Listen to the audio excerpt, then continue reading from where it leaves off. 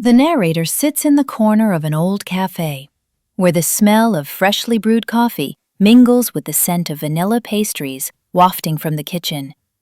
The dim light of a lamp with a worn shade falls on the scratched wooden table, marked as if it were a map of someone's stories. In front of the narrator is a cup of long cold tea, and beside it lies a tattered notebook, which he fidgets with nervously. When he begins to speak, his voice is soft, but carries a restrained strength, as if he's reliving every moment. He tells Anton's story, and the words flow slowly but steadily, like a river carrying the heavy burden of memories accumulated over years. Anton never imagined his life would turn out this way. At 25, he was a man who valued order and control. 2 years ago, he landed a job at a small IT company, where he quickly gained recognition for his ability to spot errors in code and propose solutions that saved projects at the last minute. His colleagues joked that Anton could find a bug faster than they could finish their morning coffee. He rented a modest one-bedroom apartment on the city's outskirts, in a panel building where the walls were so thin you could hear the neighbor upstairs humming old songs. The apartment was furnished simply: a bed, a table, a couple of shelves with programming books, a laptop, and 2 cacti on the windowsill, which he watered once a month, yet they stubbornly kept living. Anton saved money for the future, dreaming of starting his own business, perhaps a small app development studio, or traveling across Europe to see cities he'd read about in books. On weekends, he'd escape to the countryside, wandering forest trails, breathing fresh air, and forgetting the city's hustle for a while. But every time he returned to his parents' house, he felt his inner order crumble under the weight of the chaos that reigned there. His parents, Svetlana and Viktor, were people Anton loved but could never connect with. Svetlana, a woman with weary eyes where a spark of ambition once burned, always held a cigarette in her slender fingers.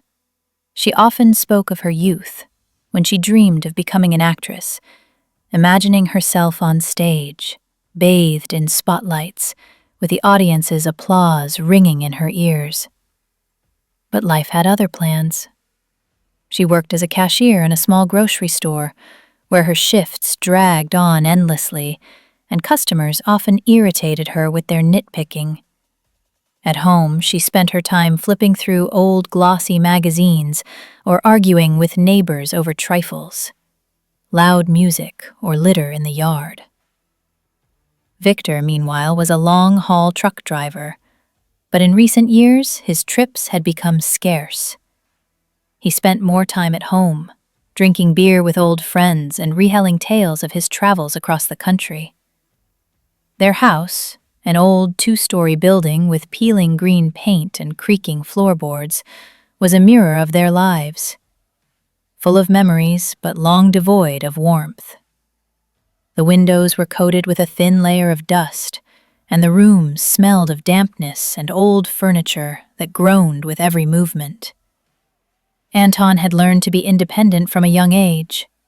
In elementary school, he made his own breakfast sandwiches, carefully spreading butter and layering cheese, packed his school bag, checking that all his textbooks were in place, and did his homework at an old desk in his room. His parents, consumed by their own troubles and endless arguments, rarely paid attention to him. Svetlana could talk for hours about her unfulfilled dreams, about how things could have been different if not for circumstances, marriage, or the birth of her son. Viktor, returning from his trips, brought only weary stories, the smell of gasoline, and occasionally small trinkets, a fridge magnet, or a cheap toy car. Anton didn't complain.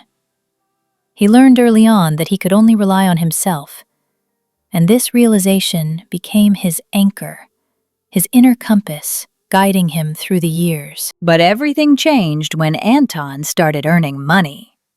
His first paycheck, though modest, was a symbol of independence. He remembered buying his first new laptop, thrilled that he could afford something without asking or borrowing. But his parents quickly noticed their son had money. At first, the requests were small. Svetlana asked to borrow a couple of thousand rubles for groceries, promising to pay him back in a week. Victor hinted that his old truck had broken down again and he needed help with repairs since the truck was his livelihood.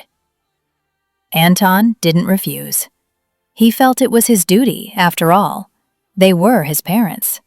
He brought groceries, sometimes gave money, thinking it was temporary, that they'd manage. But over time, the sums grew, and the requests became more insistent, almost demanding. Svetlana called more often, her voice sharper. "Anton, we're short on the electricity bill. Help out! You're not a stranger." Victor, meeting his son in the garage, would say with a smirk, "You're earning good money, son. Don't be stingy. Share with the family." Anton felt his carefully built world starting to crack. He began to notice that every visit to his parents left him with a sense of guilt, as if he owed them everything he'd earned. One evening, Anton stopped by his parents' house to drop off groceries Svetlana had asked him to buy. She greeted him with a tense expression, sitting at the kitchen table cluttered with papers. Among them, Anton noticed several envelopes with red stamps and bank logos, looking ominous in the dim lamplight. Victor, as usual, was in the garage, tinkering with his truck, which seemed beyond repair. Svetlana looked at her son and said, "Anton, we need to talk. It's serious." Anton felt a chill of unease, but nodded and sat across from her, bracing for a conversation he already knew would upend his life. Svetlana started indirectly. She spoke of how hard life was, how prices kept rising, how her salary barely covered utility bills, and Victor's pension was a joke. She talked about how they had to scrimp on everything, denying themselves small joys to make ends meet. Anton listened silently, though he already sensed where this was heading. He saw how his mother nervously twisted the edge of the old tablecloth, how her fingers trembled as she lit another cigarette, exhaling smoke into the air. Finally, she got to the point. "Your father and I took out a loan, not one, but several. First one to pay off the truck debt, then another to cover old bills, and then, well, just to get by. Now the bank is demanding payments, and we have nothing." Anton froze. He knew his parents often borrowed from acquaintances, but loans? This was new, and the scale of the problem stunned him. He asked how much they owed. Svetlana named the amount, nearly 500,000 rubles. Anton felt his blood run cold. 500,000. It was more than he could fathom. He worked late nights, saved every penny for his dreams, and now they wanted him to take on their debt? He asked, trying to keep his voice steady, "So, what are you going to do?" Svetlana looked at him as if the answer was obvious. "You're earning, son. You can help. We'll pay you back. In time." Anton felt his insides twist. He tried to explain that he didn't have that kind of money, that he lived paycheck to paycheck, that he had his own plans and responsibilities. He spoke of how hard he'd worked to gain his independence, how he'd studied for years to land this job, how he dreamed of his future. But Svetlana interrupted, her voice sharp, almost shouting. "What? You want us to end up on the street? We're your parents. We raised you, fed you, clothed you, and now you'll turn your back on us?" Anton stared at his mother, at a loss for words. He saw not just desperation in her eyes, but also accusation, as if he were to blame for their troubles. He felt a lump in his throat, words stuck, unable to escape. Anton left that evening feeling like his world was collapsing. He didn't sleep that night, replaying his mother's words in his head. He remembered dreaming as a child of doing something great, making his parents proud. He imagined them all happy together, him helping them escape their endless troubles. He recalled sitting on the porch at 8 years old, staring at the stars, promising himself he'd grow up and make their lives better. But now he saw only an endless cycle of their mistakes, which they tried to shift onto his shoulders. He felt trapped, yet he knew he couldn't just pay. It wasn't just about money, it was about boundaries, about his right to live his own life, about not carrying their burden. The next day, Anton decided to talk to his father. Victor, as usual, was in the garage, tinkering with his old truck's engine, which smelled of oil and rust. Anton approached and asked directly, "Dad, did you know about the loans?" Victor nodded, not looking up from his work. "Yeah, I knew. What else could we do? We had to live." Anton felt a lump rise in his throat. He asked why they hadn't told him sooner, why they hadn't tried to solve it themselves. Victor just shrugged, wiping his hands on a greasy rag. "You're young. You've got your whole life ahead. What about us? We've lived ours. You're earning, so you should help." Anton stared at his father, disbelief washing over him. He wanted to shout that it wasn't fair, that he wasn't responsible for their mistakes, that he was a person with his own dreams and fears. But instead, he turned and left, feeling anger mixed with pain and disappointment rising within. At home, Anton sat in the dark, staring out the window. Car lights flashed outside, each beam a flicker of the life he wanted to build. He tried to understand how his parents, who were supposed to be his support, so easily decided he was obligated to bail them out. He recalled waiting for their attention as a child, cherishing rare moments when they praised his good grades or sat together for dinner. He remembered how in 5th grade Victor gave him a model truck he'd made from old parts, and how Anton kept it for years as a symbol of his father's love. But now it all felt distant, almost unreal. He decided he wouldn't pay, not because he didn't love them, but because he knew if he started, it would never end. They'd take more and more, and he'd lose his life, his dreams, his future. A few days later, Svetlana called. Her voice was cold, almost alien. "Anton, have you decided? Will you help us?" Anton took a deep breath, his heart pounding. He replied, "Mom, I can't. Those are your debts, not mine." Silence hung on the line, so heavy it seemed to fill the room. Then Svetlana said, "You're ungrateful. We raised you, and this is how you treat us?"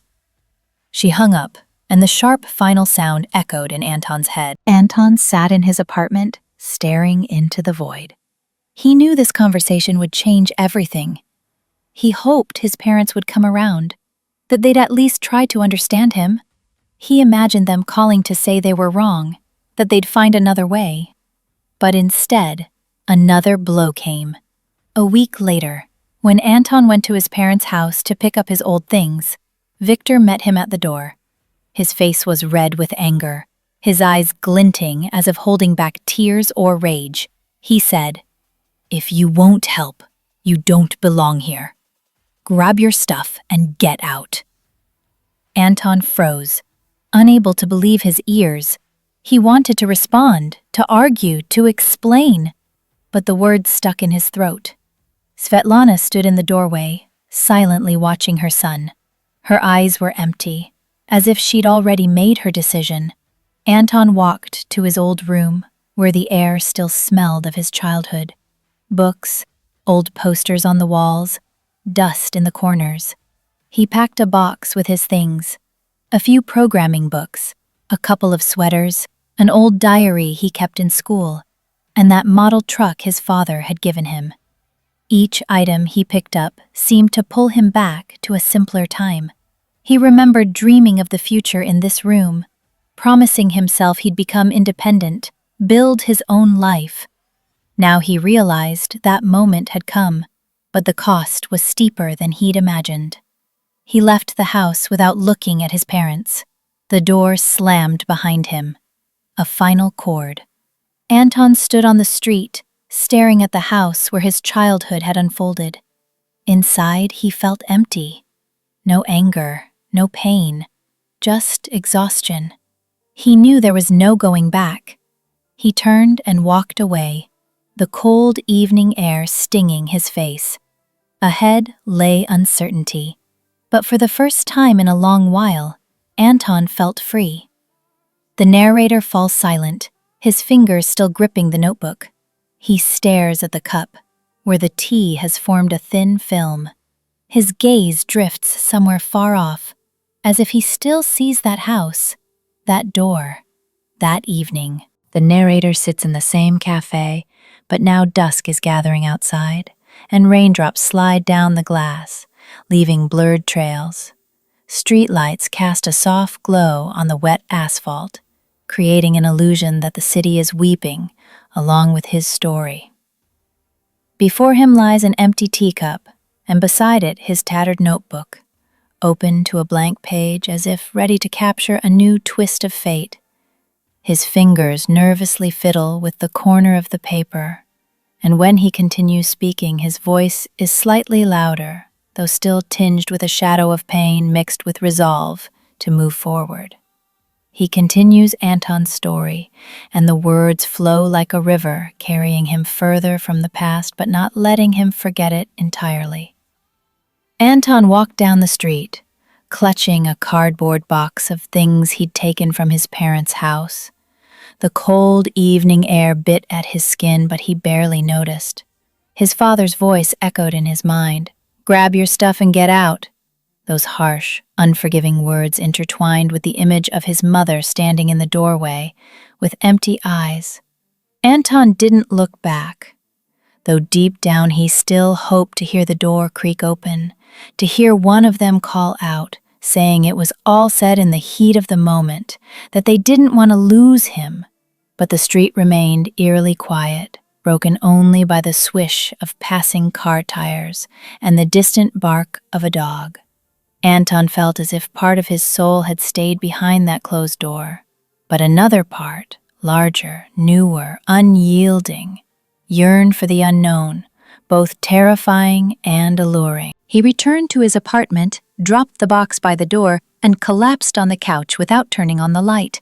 The room, so familiar just days ago, now felt alien. The thin walls, through which he could hear the muffled sounds of neighbors, the minimalist furniture, the two cacti on the windowsill, all of it suddenly seemed distant, like props from someone else's life. Anton sat in the dark, staring into nothingness, feeling a heaviness grow inside, as if someone had placed a stone on his chest. He pulled the old model truck his father had given him from the box and stared at it, turning it over in his hands. Once this toy was his whole world. He'd imagined driving it across distant roads like his father, conquering cities he'd read about in books. He recalled how, at 7, he'd create entire adventures for it, building roads from cardboard and drawing cities on paper for it to visit. Now the model looked pitiful. The plastic was cracked, the paint chipped, and one wheel wobbled slightly.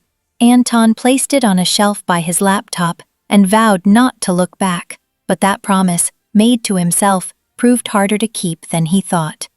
The next day, Anton went to work, hoping to drown his thoughts in code and tasks.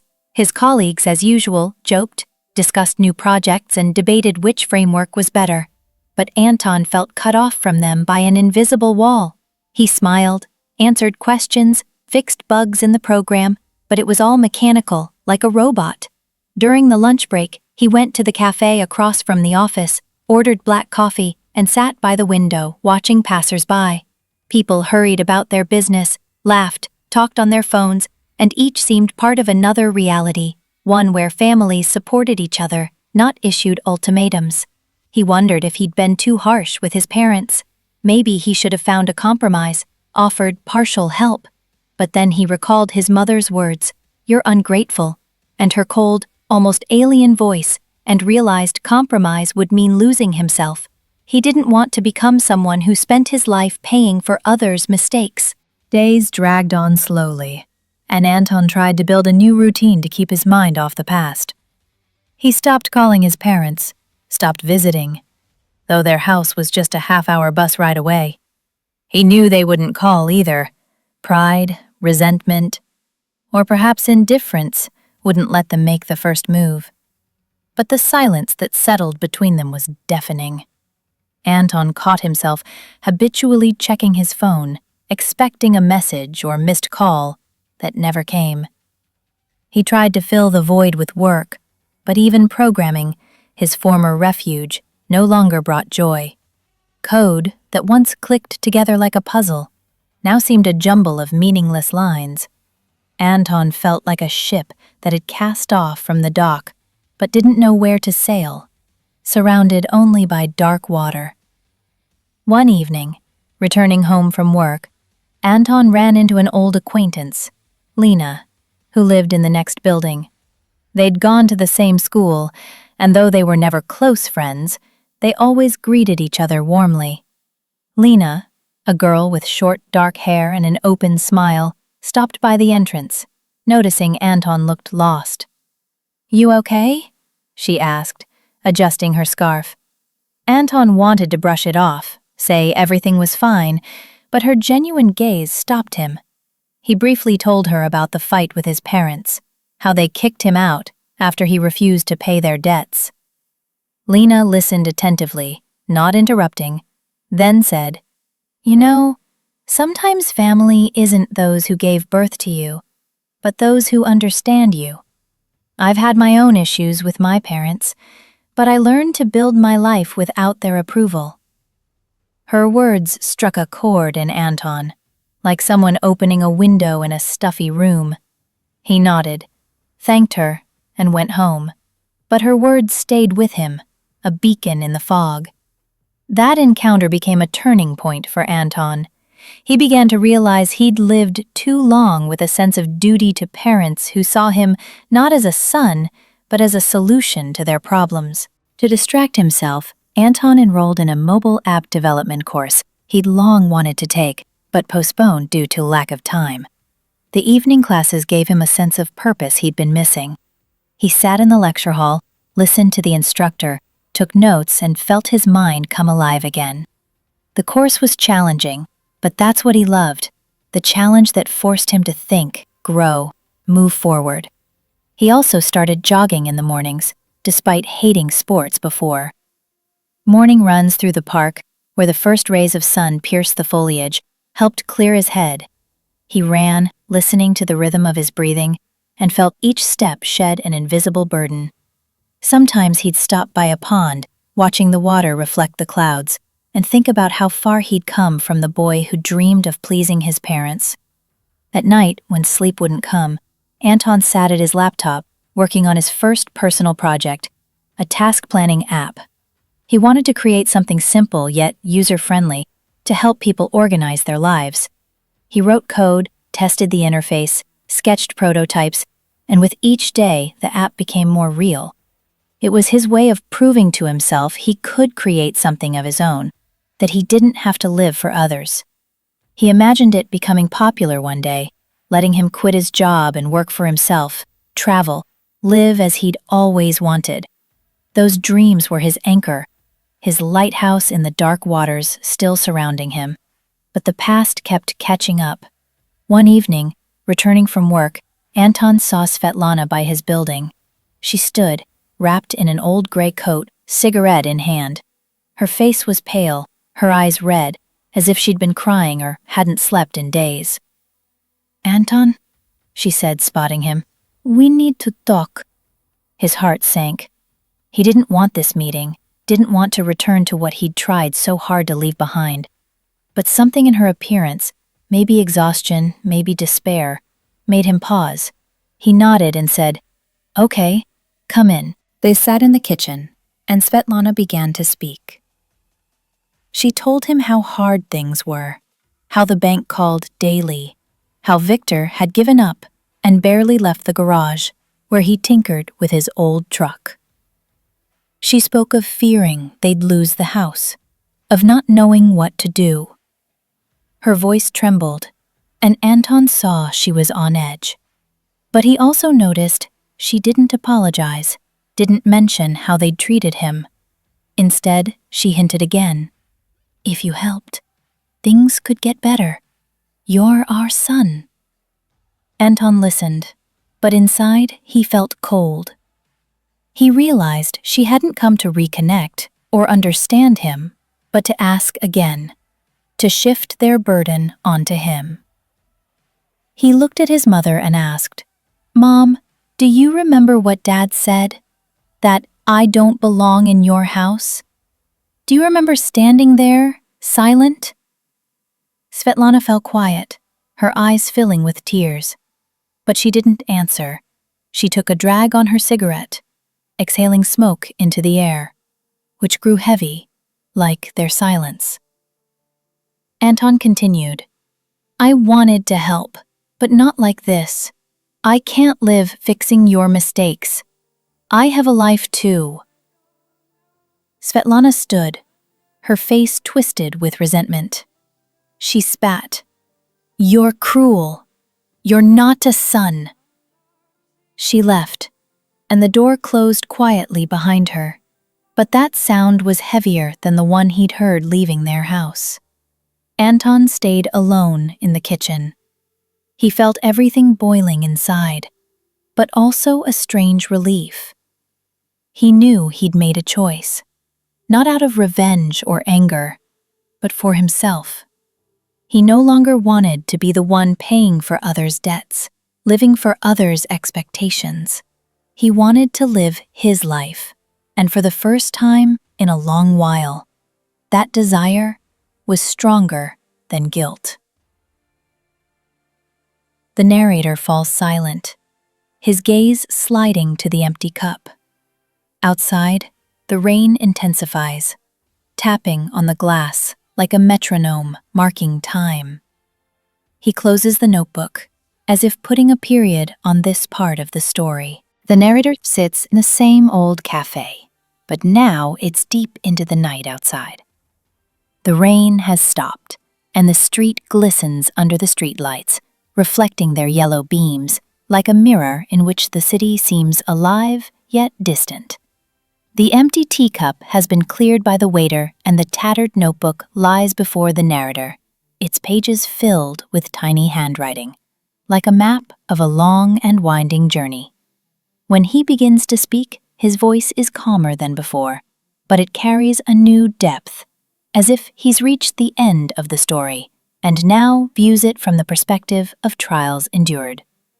He continues Anton's story, and the words flow evenly, but with force, like a river reaching its mouth, still carrying echoes of its turbulent course. Anton stared at the closed door through which Svetlana had just vanished. Her words, "You're cruel, you're not a son," still rang in his ears, but they no longer cut as deeply as they once might have.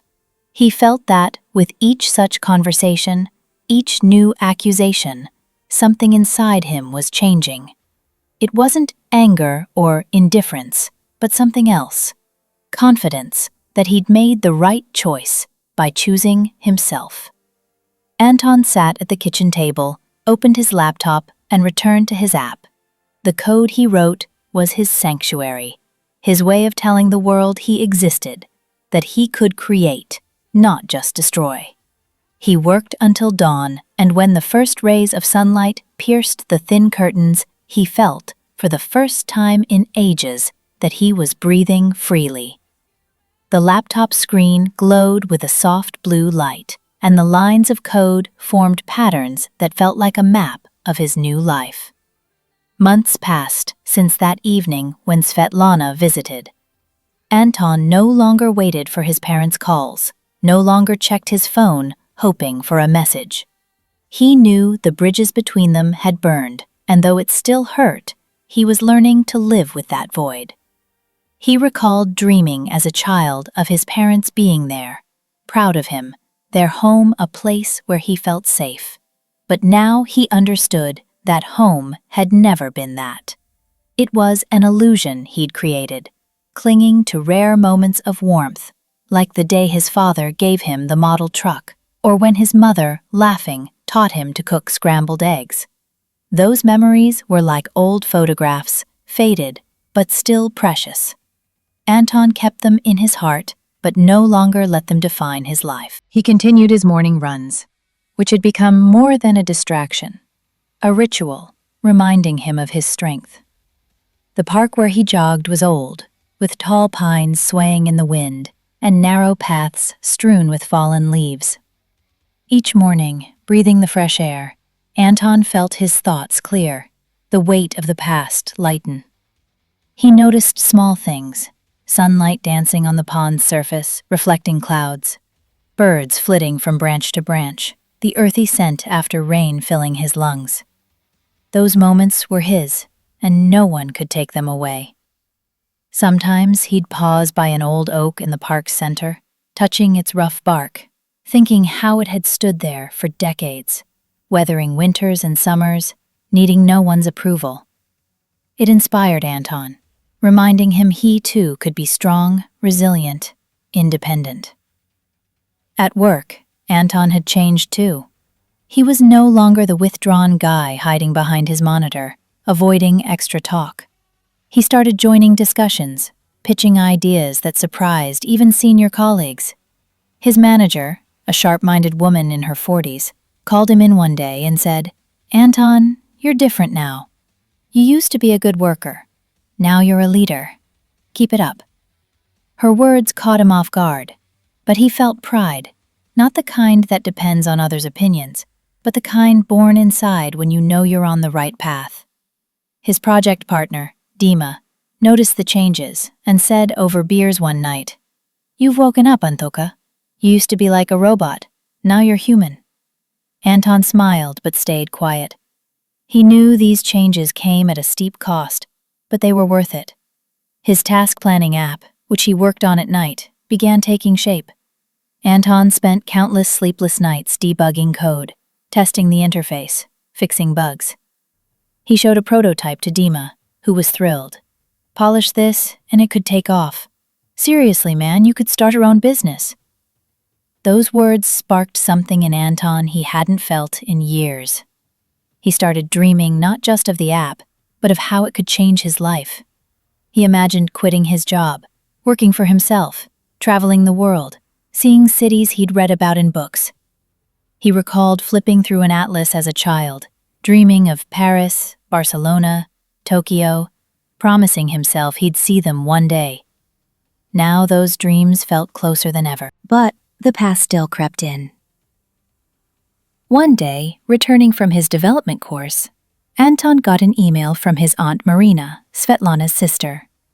She wrote that his parents had sold their house to pay off part of their debts and now lived in a small rented apartment on the city's far side. She described how tough it had been, how Svetlana had grown quieter, barely speaking, and Victor had stopped drinking but withdrew, spending days alone. Marina didn't ask for anything, just shared the news, but her words carried an unspoken plea. "They regret it, Anton, but don't know how to say it." Anton read the email, torn between pity and anger. He pictured his parents in a cramped apartment, surrounded by old furniture likely salvaged from the house. He saw Svetlana sitting by a window, staring at an unfamiliar courtyard. Victor tinkering with his tools, trying to fill the void.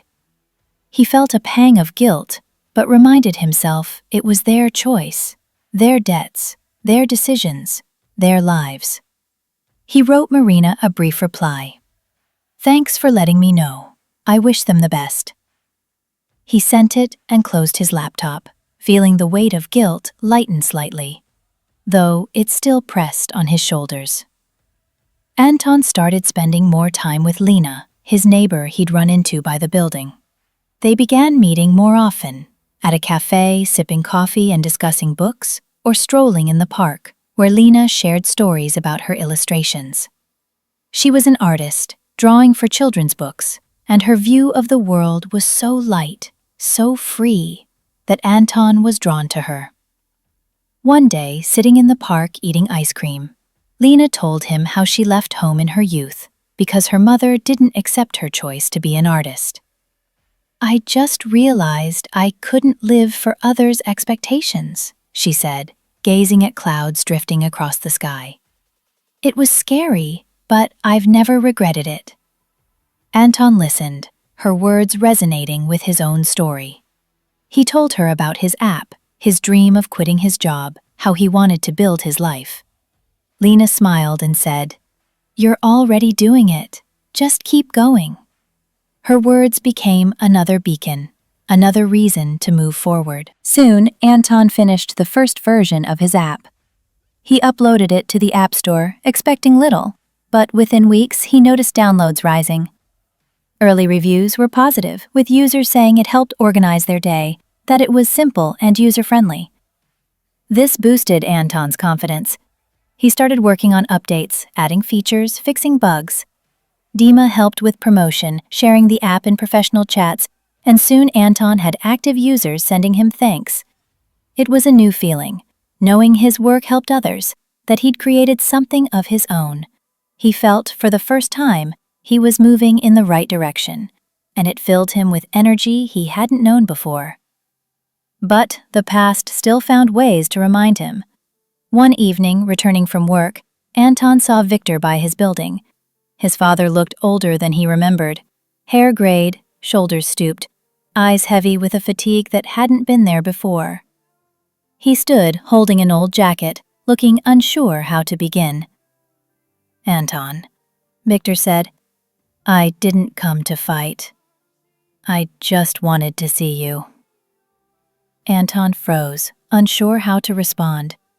He braced for accusations, demands for money, but Victor just stood there, looking at his son.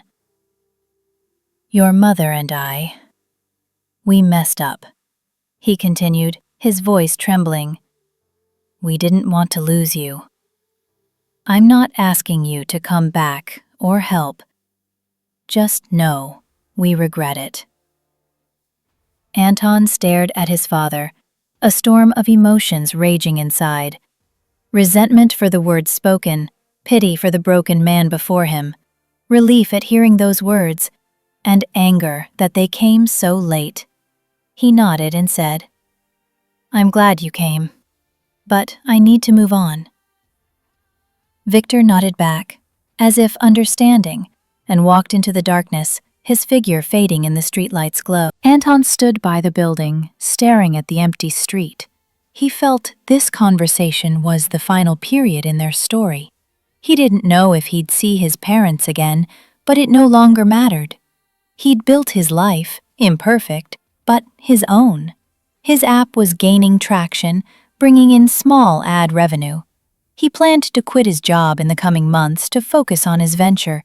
He'd found friends closer than family, Dima, always ready to support, and Lena, who made him smile even when all seemed hopeless.